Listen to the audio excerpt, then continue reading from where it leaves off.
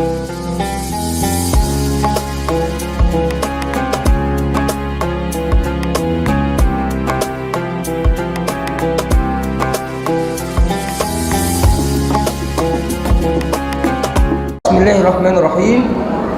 Alhamdulillahi Rabbil Alamin. Ar-Rahmanir-Rahim. Maliki yawmiddin. Alhamdulillahi Rabbil Alamin. Wassalatu wassalamu ala ashrafil mursalin Sayyidina Muhammadin sallallahu alaihi wasallam wa man da'a bida'watihi wa sara ala hadihi wattaba'a sunnatahu ila yawmiddin. Ahlan wa marhaban bikum jami'an في بيت من بيوت الله وفي ليلة مباركة عسى أن تكون ليلة القدر، لأن ليلة القدر لا يعلمها إلا الله، فربما أن تكون هذه الليلة هي ليلة القدر. وهناك حديث يشير على ذلك. الحديث أن الله عز وجل أنزل صحف إبراهيم لليلة خلت من رمضان، أول ليلة،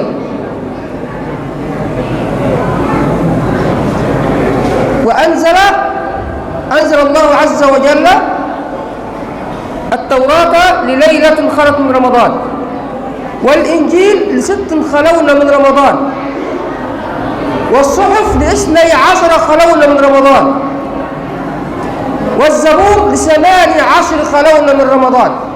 والحديث الذي يؤكد ذلك وأنزل القرآن ل24 خلون من رمضان، فإن كان الحديث صحيحا فهذه ليلة القدر. Ya Bapak Ibu jamaah sekalian, beliau sekali lagi mengucapkan salam kepada kita semua dengan ucapan Assalamualaikum warahmatullahi wabarakatuh.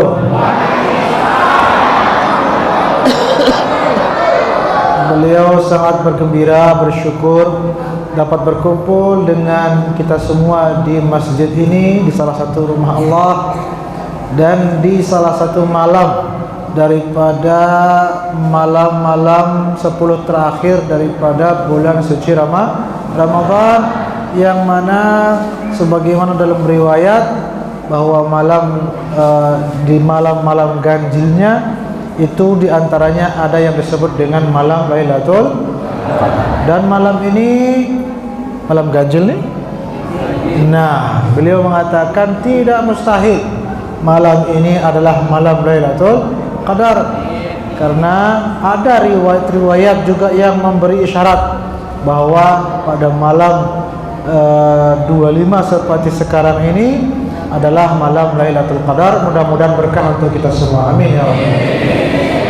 أهلا ومرحبا بكم في شهر مبارك وفي ليلة مباركة وكتاب مبارك ألا هو القرآن الكريم، كتاب أنزلناه إليك مبارك ليتدبروا آياته وليتذكر أولي الألباب، خير كلام ينطقه اللسان وخير كلام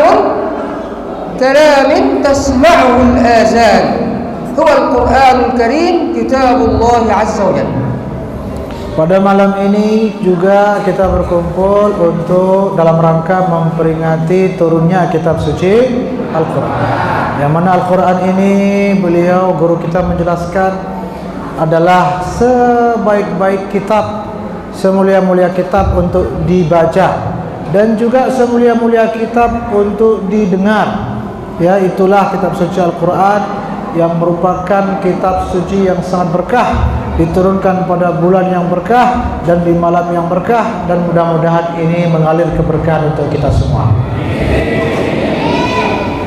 Al-Kitab al-Mubin Al-Quran al-Karim huwa an-nur al-mubin was-sirat al-mustaqim man qala bihi sadaq wa man hakama bihi adal wa man 'amila bihi ujr wa man tawassaka bihi faqad hudiya ila siratil mustaqim.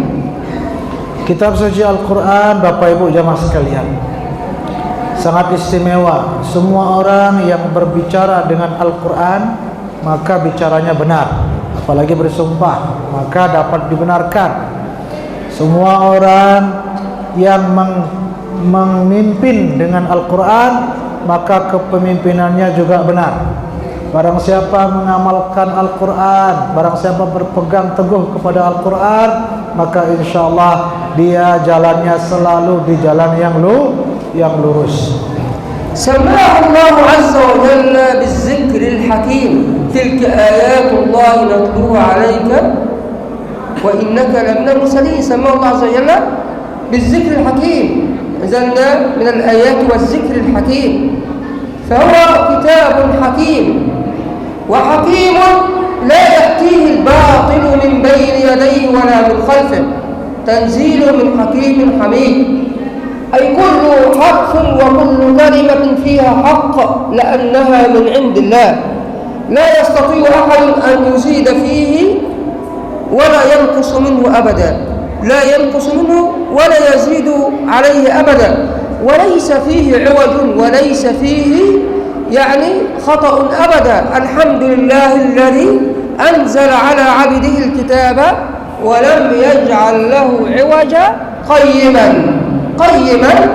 لينذر بأسا شديدا من لدنه ويبشر المؤمنين الذين يعملون الصالحات أن لهم أجرا حسنا.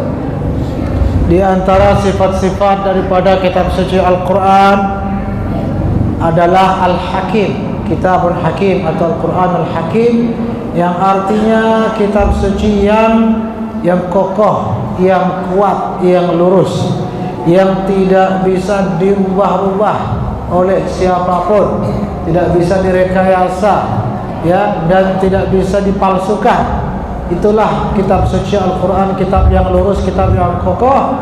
Maka barang siapa berpegang teguh pada Al-Quran, maka juga dia akan diberikan kehidupan yang kuat dan kokoh, tidak ada miring-miringnya, ya, selalu lurus. Mudah-mudahan kita juga termasuk. Amin. Al-Quranul Karim kitabur rahmah, fi rahmah. Wa idza quri'a al-Qur'anu fastami'u lahu wa ansitu la'allakum turhamun. Wa idza quri'a al-Qur'anu fastami'u lahu wa ansitu la'allakum turhamun. Idza istama'na lil-Qur'ani fa inna Allah 'azza wa jalla yarhamuna.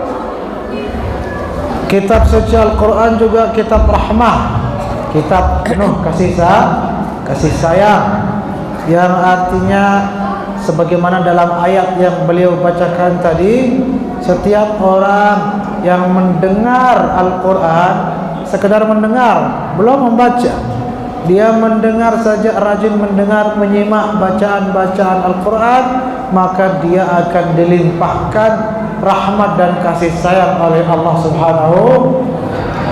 Al-Quran Al-Karim yashhadu bihaqiqatihi a'da'ul Islam fi al-madi wa fi al-zaman al-hadis. ففي الزمن الماضي في عهد النبي صلى الله عليه وسلم ها هو يقول والله ما هو بكلام الإنس ولا بكلام الجن، والله إن له حلاوة في القلب. لما تسمع القرآن تشعر بحلاوة في القلب وحلاوة في النفس. والله إن له لحلاوة وإن عليه لطلاوة وإن أعلاه لمثمر وإن أسفله لمغدق وإنه يعلو ولا يعلى عليه وما هو بكلام العرب وما هو بقول شيطان رجيم. Orang yang tidak suka mendengar bacaan Al-Quran, itu keterlaluan Bapak Ibu. Pesantren yang tidak suka mendengar bacaan Al-Quran. Kenapa? Karena beliau menceritakan di zaman Nabi ada orang kafir, dengan kafir ini pernah mendengar bacaan Al-Quran. Ternyata orang kafir itu kagum dia, sampai dia memuji-muji Al-Quran dengan sebuah syair yang tadi beliau bacakan. Isinya itu pokoknya memuji, dia puji dan dia sanjung Al-Quran ini. Padahal orang itu orang kafir, dia kagum mendengar Al-Quran. maka kita sebagai umat Islam lebih-lebih kita harus senang, harus betah, harus kagum dan harus bangga mendengar kitab suci Al-Qur'an. القرآن الكريم عندما سمعته الجن آمنوا وصدقوا وشهدوا أن لا إله إلا الله وأن محمد رسول الله، فجاء 7 نفر من الجن. النفر في اللغة 7، النفر 7 والعصبة 10. 7 نفر من الجن سمعوا النبي صلى الله عليه وسلم ويقرأ القرآن، فخرجوا من هنا يدعو قومهم إلى عبادة الله عز وجل، وآمنوا وصدقوا وشهدوا أن لا إله إلا الله وأن محمد رسول الله. ففي سورة الأحقاف يقول الله عز وجل: وإذ صرفنا إليك نفرا من الجن يستمعون القرآن فلما حضروه قالوا أنصتوا فلما قضي ولوا إلى قومهم منذرين قالوا يا قومنا إنا سمعنا كتابا أنزل من بعد موسى مصدقا لما بين يديه يهدي إلى الحق وإلى طريق مستقيم يا قومنا أجيبوا داعي الله، أي آمنوا بالله واشهدوا أن لا إله إلا الله وأن محمد رسول الله. هؤلاء هم الجن وليس الإنس. أجيبوا داعي الله وآمنوا به. ما هي النتيجة إذا حدث هذا؟ يغفر لكم من ذنوبكم ويجركم من عذاب أليم، ومن لا يجب داعي الله فليس بمعجز في الأرض وليس له من دونه أولياء أولئك في ضلال مبين. بل وأنزل الله عز وجل لهم سورة كاملة سماها بسورة الجن: قل أوحي إلي أنه استمع نفر من الجن فقالوا إنا سمعنا قرآنا عجبا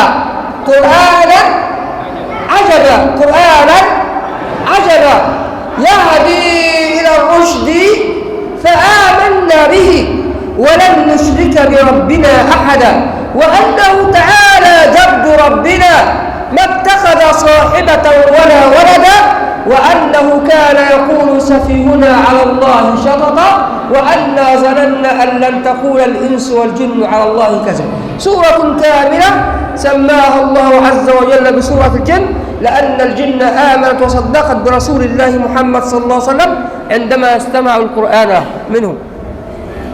Jangankan manusia, tadi disebut orang kafir kagum mendengar Al-Quran. Ini baki berak, ini jin juga bahkan kagum dia sama bacaan Al-Quran. Sampai terjadi di zaman Nabi ada sekelompok jin. Jin ini jin biasa, tapi jin-jin yang jadi pendeta, jin yang menjadi pendeta di agama Yahudinya, mendengar Nabi baca Quran, datang jin-jin ini. Begitu datang dan mendengar Al-Quran, mereka kagum. Jin ini heran dia.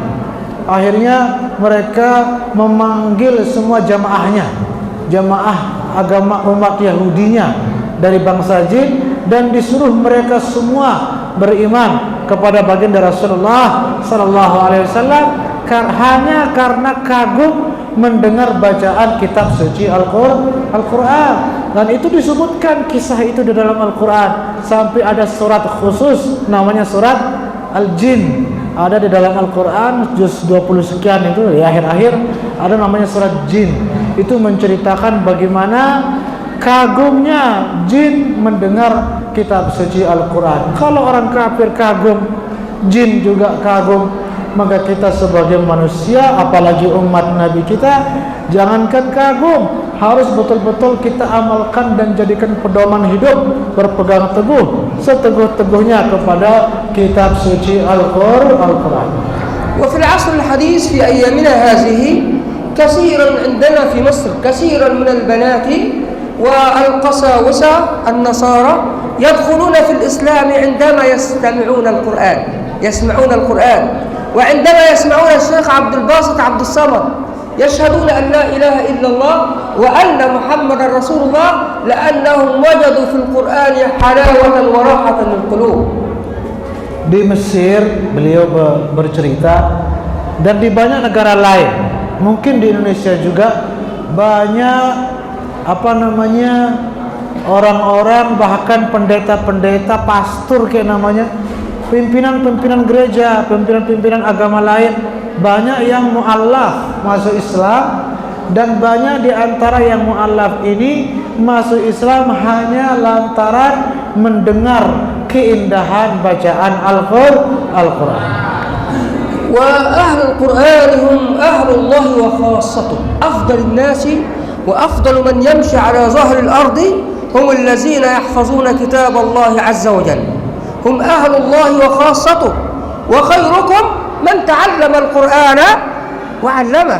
Hum khairun nas allazina ya'allimuna an-nasa al-Qur'an wallazina yatluna al-Qur'ana ana al-layli wa atrafa an-nahar. Haula hum khairun nas 'inda Allah azza wa jalla. Innal ladzina yatluna kitab Allah wa aqamus salata wa anfaqu mimma razaqnahum sirran wa 'alaniyah yarjuna tijaratan lam tabur. Tijara maksab ribah lam tabur liyuwaffiyahum ujurahum wa yazidahum min fadlihi innahu ghafurun syakur. Karena Al-Quran ini kitab yang luar biasa, yang kita peringati turunnya pada malam yang mulia ini, maka sebaik-baik manusia adalah orang-orang yang belajar Al-Quran, yang belajar dan mengajarkan Al-Quran, yang ahli Al-Quran, yang rajin membaca Al-Quran siang malam dan di sepanjang hayatnya, bukan di bulan Ramadan doang, tapi setelah lebaran nanti juga tetap baca Quran. Mereka inilah ahlullah, orang-orang yang dekat kepada Allah Subhanahu wa taala, dan mereka inilah orang-orang yang menjadi pilihan Allah dan selamat kelak di akhirat nanti. Mudah-mudahan kita juga termasuk. Amin ya rabbal alamin. Wa ahlul Qur'an yawm al-qiyamah takun wujuhum bayda misl al-qamar kal qamar lailatul badr wajhu abyad wa yadkhul al-jannata في معية الله عز وجل ويقول الله عز وجل له اقرأ وارتقي ورتل كما كنت ترتل في الدنيا. رتل القرآن يقرأ في الجنة، يقرأ القرآن في الجنة بصوت جميل، فإن منزلتك عند آخر آية كنت تقرأها. لماذا؟ لأن كلما قرأت آية من القرآن كلما أخذت درجة في الجنة. آية درجة، آيتان درجتان، 3 آيات 3 درجات، 10 آيات 10 درجات، 100 آية 100 درجة، كل آية بدرجة في الجنة. Jadi di surga nanti penghuni surga apa dilakukan? Ternyata penghuni surga itu tidak belanja beli pakaian, ya, beli baju lebaran, tidak. Tapi penghuni surga itu ternyata penghuninya pada membaca Al-Quran juga. Malah selalu mereka baca Al-Quran di surga. Itu sebabnya yang ingin masuk surga, semua di sini mau masuk surga. Maka dari dunia, dari waktu hayat di dunia, rajin-rajin baca Al-Quran, supaya nanti di akhirat melanjutkan bacaannya di surga nanti. Mudah-mudahan kita semua ya. وأهل القرآن عندما يموت ويوضع في القبر يكون قبره نور، في قبره نور، ويأتيه ملك رجل صالح أبيض الوجه يبشره ويقول له أنا أنيسك وجليسك في قبرك، أنا القرآن الذي كنت تقرأه في الدنيا على صورة رجل أبيض وجهه نور يجلس معك في قبرك ولا تذوق الوحشة أبدا ولا الظلام ولا العذاب في القبر لأنك كنت تقرأ كتاب الله عز وجل. Ini kelebihan, keutamaan orang yang pacu baca Quran, pacu ngaji Al-Quran waktu di dunia. Salah satunya, banyak keutamaan, kelebihannya. Di antaranya waktu masuk kubur besok, mudah-mudahan semua panjang umur. Begitu masuk kubur akan ada yang menunggu, atau ada yang datang menemani selama kita dikubur. Jadi tidak akan sendiri dikubur. ada yang temani, orangnya gagah, inges dan putih, bersinar-binar wajahnya, itu akan ditemani di kubur, tidak sendiri. Dan ternyata orang yang bersinar wajahnya ini, yang menemani selama di kubur ini, apa katanya? Saya adalah Al-Quran yang kamu baca selama di dunia, saya datang menemani kamu selama di kubur ini. Itulah bentuk syafaat, pertolongan daripada kitab suci Al-Quran. والذي يحافظ كثيرا على قراءة القرآن يبارك الله له في عمره وفي زوجه وفي ولده وفي رزقه. يكثر الله عز وجل البركة في الرزق، بركة كثيرة في الرزق وفي الأموال، وبركة في الولد، وبركة في الزوجة، وبركة في العمر، لأنه من أهل الله. Jazakumullah, jazakumullah. Bukan hanya di akhirat doang kita dapat manfaat baca Quran, kata beliau. Di dunia juga. Di dunia dijauhkan dari kesusahan, rezekinya berlimpah, nikmat-nikmat yang Allah kasih di dunia bertambah, anaknya bertambah, rezekinya bertambah, uangnya bertambah, istrinya juga bertambah. Ya tergantung niat lah. Ya, oh jangan menjadi. Yang penting nikmat rezeki dari Allah terus bertambah berkat baca Al-Quran. فمن أراد أن يكون غنيا وسعيدا في الدنيا والآخرة فليحافظ على القرآن. من أراد الدنيا فعليه بالقرآن، ومن أراد الآخرة الجنة يعني فعليه بالقرآن، ومن أرادهما معا الدنيا والآخرة فعليه بالقرآن. فأهل القرآن لا يشكون أبدا. طه ما أنزلنا عليك القرآن لتشقى إلا تذكرة لمن يخشى. Jadi berdasarkan ayat-ayat yang beliau baca tadi, yang artinya ataupun hadis tadi beliau bacakan juga, alhasil Bapak Ibu jamaah sekalian, dunia akhirat bahagia, dunia akhirat kuncinya ada di dalam Al-Quran. Kalau kita berpegang teguh pada Al-Quran, di dunia kita malah rezeki terus berlimpah, tidak akan miskin, tidak akan susah, dijauhkan dari kesusahan yang dengan si susah-susah hidupnya itu, periksa dirinya mungkin jauh daripada Al-Quran. Baca Al-Quran, terus kaji, pelajari, amalkan. Maka berdasarkan hadis tadi, barang siapa kata Nabi ingin bahagia di dunia, maka kuncinya Al-Quran. Barang siapa ingin bahagia di akhirat, maka dengan Al-Quran. Dan barang siapa ingin bahagia di dunia dan di akhirat, maka juga ada atau kuncinya dengan Al-Quran. ومن يستمع يعني يسمع واحد بيقرأ قرآن يعني، ومن يستمع إلى آية من كتاب الله، الآية الواحدة عندما يسمعها له حسنة، وإذا قرأها كانت له نورا يوم القيامة. والذي يقرأ القرآن له بكل حرف، يقرأ القرآن له بكل حرف كل حرف حسنة. ولا أقول ألف لام ميم حرف، بل ألف حرف ولام حرف وميم حرف. Pahala juga berlipat ganda dengan membaca Al-Quran, jadi bekal. Apalagi tiang pelunggu, mungkin tiang terutama banyak dosa, maka pahala yang menjadi harapan untuk menutup, menghapus dosa ini. Nah, ibadah apa yang pahalanya besar? Itulah membaca Al-Quran. Sedangkan mendengar bacaannya doang dapat pahala, walaupun cuma satu. Nah, tapi kalau baca, bukan hanya mendengar tapi juga membaca, satu huruf saja berapa pahalanya Bapak Ibu? 10 gitu. Jadi alif lam mim itu pira huruf? 3 huruf. Pira pahalanya apa? Dalam dasa 30 pahalanya. Itu baru 3 huruf. Maka begitu juga kalau kita banyak membaca Al-Quran, maka pahala semakin berlimpah. Wa man arada an yakuna 'aliman min al-'ulama'i فعليه بحفظ القرآن وقراءة القرآن، فإن القرآن فيه جميع العلوم، كل العلوم كلها في القرآن، علم النحو وعلم الصرف وعلم البلاغة وعلم الأدب وعلم الحساب وعلم الفلك وعلم العربية وعلم القصص وعلم الأخبار، وكل العلوم في القرآن.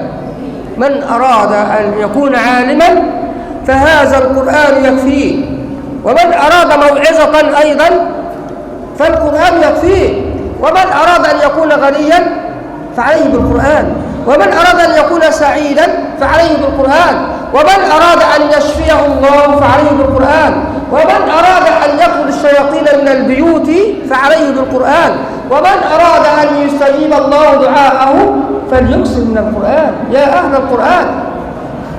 Tadi anak-anak yang kita saksikan tadi, juara-juara itu insya Allah calon ulama semua, amin. Karena mereka pada menghafal Al-Quran. Beliau jelaskan guru kita, orang yang ingin menjadi ulama, maka Al-Quranlah sumber segala ilmu, semua ilmu. Banyak ilmu beliau sebut tadi, ilmu macam-macam, semua ada di Al-Quran. Maka yang hafal Al-Quran, yang rajin baca Al-Quran, belajar Al-Quran, ngaji, maka dia insya Allah calon-calon ulama semua. Ya, anak-anak kita tadi kita doakan, kita terus motivasi, terus baca Al-Quran, hafal Al-Quran, pelajari Al-Quran, supaya kelak menjadi orang-orang yang berilmu, yang bermanfaat bagi masyarakat, keluarga, nusa dan bangsa. Amin ya rabbal alamin. من لم يستطع أن يحفظ القرآن فليقرأ سورة الإخلاص، قل هو الله أحد الله الصمد لم يلد ولم يولد ولم يكن له كفوا أحد، وحدها صغيرة، سورة صغيرة 4 آيات تعدل ثلث القرآن، ثلث القرآن.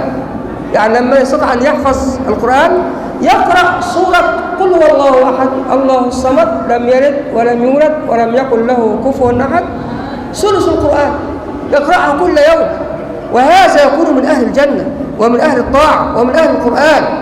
وعليه أن يقرأ سورة الفاتحة كثيرا، فإن الفاتحة فيها شفاء للأبدان وشفاء للعقول والقلوب، وتطرد الشياطين ويحل بها البركة. سورة الفاتحة. تفضل. Jadi anak-anak kita teruslah menghafal Al-Quran. Yang bapak-bapak, ibu-ibu yang sudah lingsir melihat hafal Quran mungkin susah, sulit. Baru hafal jam ini, belum 2 menit, hilang hafalannya, lupa. Terus bagaimana nasibnya? Tidak masalah. Yang penting hafal walaupun sebagian. Syukur-syukur hafal surat Al-Ikhlas. Hafal di sini Bapak Ibu surat Qul Huwallahu Ahad. Ada yang tidak hafal? Alhamdulillah, itu saja sudah sama dengan 1 kali surat Qul Hu, sama dengan 1/3 Al-Quran. Nah, jadi rajin-rajin baca Qul Huwallahu Ahad 3 kali saja sudah seperti baca Al-Quran 1 bungkul. Tapi ini yang lingsir-lingsir saja.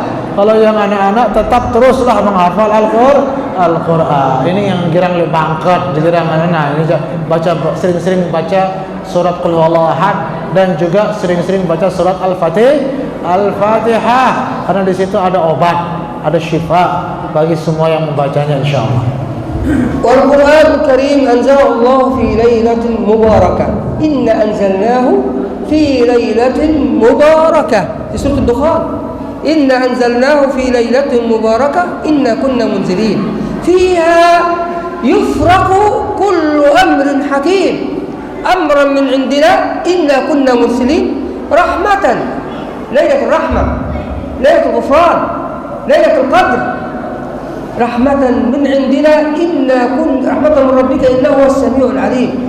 هذه الليلة سماها الله عز وجل بليلة القدر، ليلة القدر. وليلة القدر اختلف العلماء فيها، لأن الحديث ورد عن النبي صلى الله عليه وسلم التمسوها في العشر الأواخر من رمضان، في الوتر الأخير من رمضان، إما ليلة 21 أو 23 أو 25 أو 27 أو 29. هي ليلة من هذه الليالي. هذه الليلة عبادتها خير من عبادة 1000 شهر، 83 سنة، أكثر من 83 سنة. عبادة ليلة واحدة خير من 83 سنة تقومها لله عز وجل.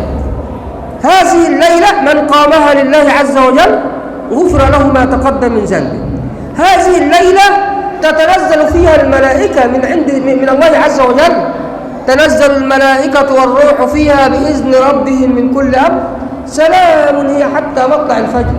هذه هذه الليلة الدعاء فيها مستجاب، الدعاء فيها مستجاب، والأرض مملوءة بالملائكة، والرحمة تنزل من عند الله عز وجل، والسماء متفتحة تستقبل الدعاء. فلا تبخلوا على أنفسكم بهذه الليلة، إن كانت هذه ليلة 25 أو 27 أو 29، فعليكم أن تقوموا لله عز وجل واطلبوا من خزائن الله عز وجل، فإن خزائن الله ملأى لا تنفذ أبدا. الخير عنده كثير والفضل عنده كثير، والله عز وجل ذو الفضل العظيم.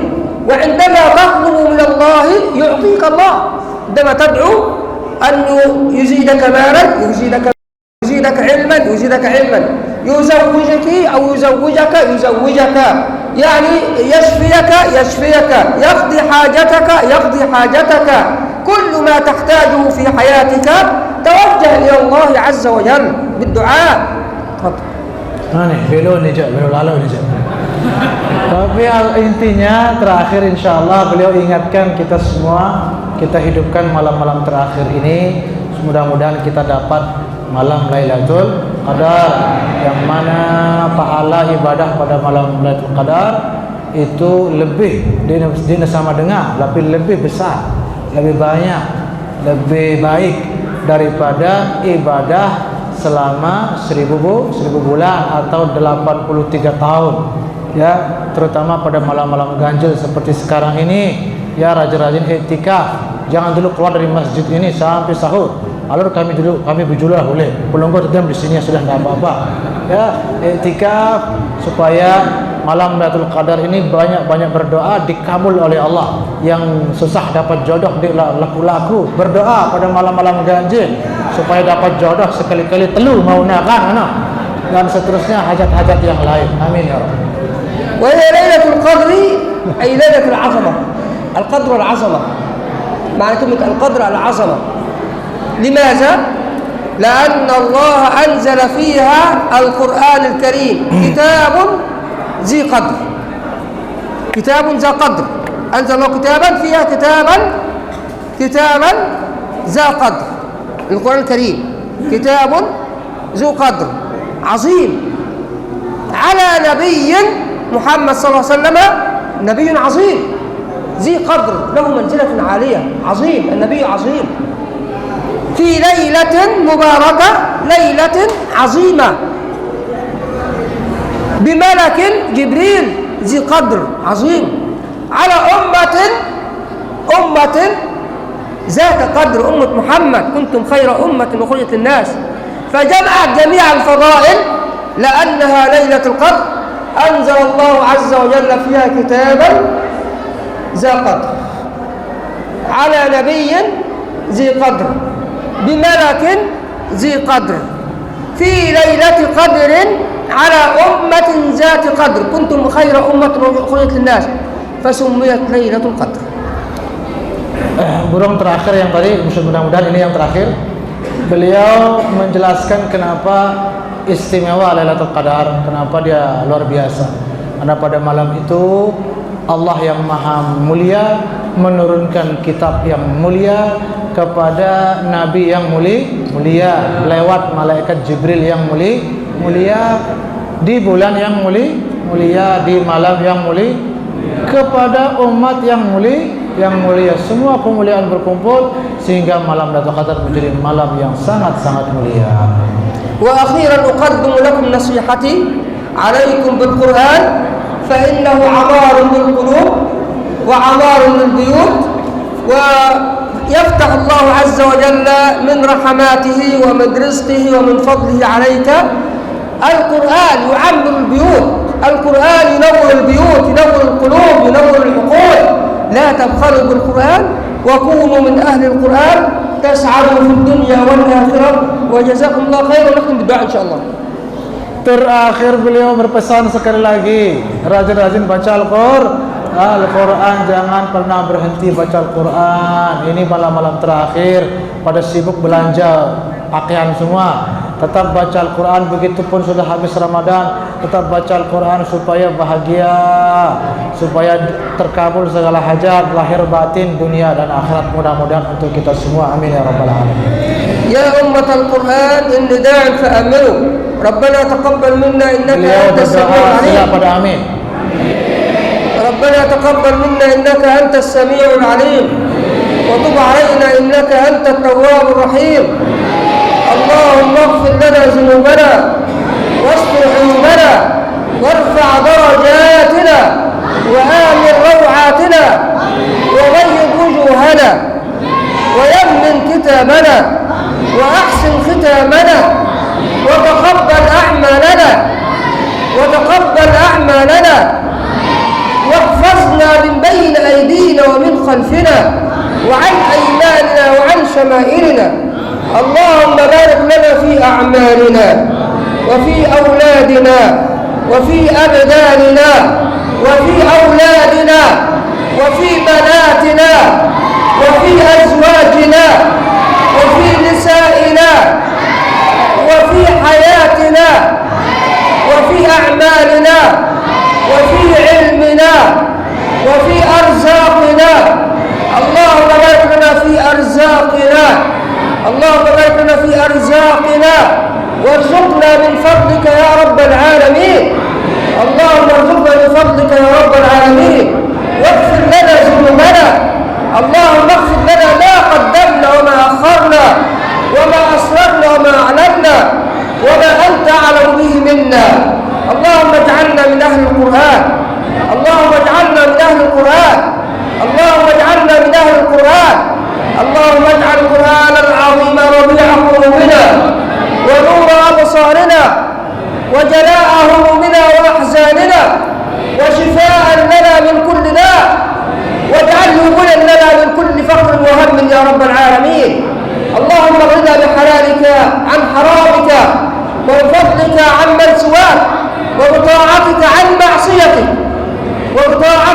معصيتك ربنا لا تؤاخذنا إن نسينا أو أخطأنا. ربنا ولا تحمل علينا إصرا كما حملته على الذين من قبلنا. ربنا ولا تحملنا ما لا طاقة لنا به واعف عنا واغفر لنا وارحمنا. أنت مولانا فانصرنا على القوم الكافرين. اللهم اجعلنا من أهل القرآن في هذا الشهر وفي كل أيام يا رب العالمين وارزقنا تلاوته واجعله إماما لنا ونورا وهدى ورحمة واجعله أنيسا لنا في قبورنا واجعله شفيعا لنا يوم الدين.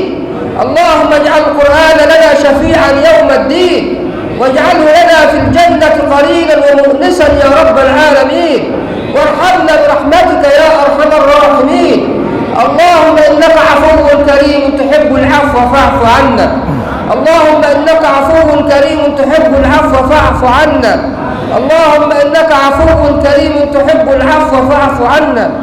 اللهم ارحم آبائنا وأمهاتنا في هذه الليلة المباركة.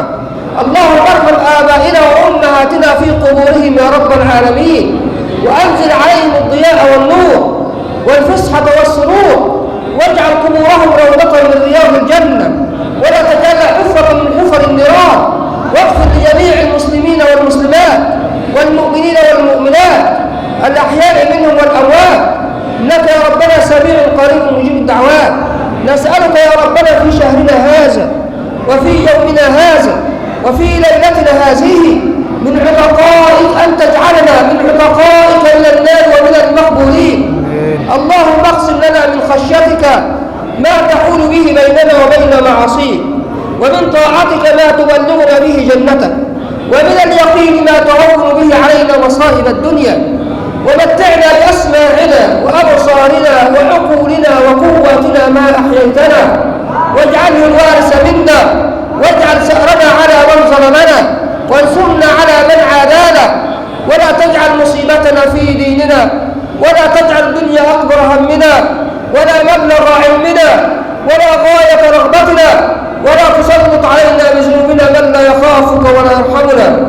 نسألك يا كريم يا كريم يا كريم يا حنان يا منان يا حنان يا منان يا حنان يا منان يا حنان يا منان يا ذا الجلال والإكرام. نسألك عيش السعداء ومنازل الشهداء ومرافقة الأنبياء والنصر على الأعداء والفوز في اللقاء والسلامة من كل اسم وداء. نسألك يا كريم يا كريم، نسألك علما نافعا وقلبا خاشعا ولسانا ذاكرا وجسدا على البلاء صابرا ورزقا حلالا طيبا واسعا يا رب العالمين يا رب العالمين. نسألك في هذه الليلة المباركة بكل خير سألك به عبدك ونبيك محمد صلى الله عليه وسلم، ونستعيذ بك من كل شر استعاذ به عبدك ونبيك محمد صلى الله عليه وسلم. نسألك يا حنان يا منان يا مالك الملك يا ذا الجلال والإكرام من كل خير أنت به أعلم، ونعوذ بك من كل شر أنت به أعلم، فإنك يا ربنا أنت الأعز الأكرم، إنك يا ربنا أنت الأعز الأكرم، إنك يا ربنا أنت الأعز الأكرم، إنك يا ربنا أنت الأعز الأكرم. نسألك رضاك والجنة ونعوذ بك من سخطك والنار. بيض وجوهنا يا رب العالمين، واشف صدورنا يا رب العالمين، وزوج بناتنا يا رب العالمين، وزوج بناتنا وشبابنا يا رب العالمين، وأكرمهم واجعل لا هيئ له من أمرهم رشدا يا رب العالمين في هذه الليلة المباركة. ربنا آتنا في الدنيا حسنة في الآخرة حسنة وقنا عذاب النار.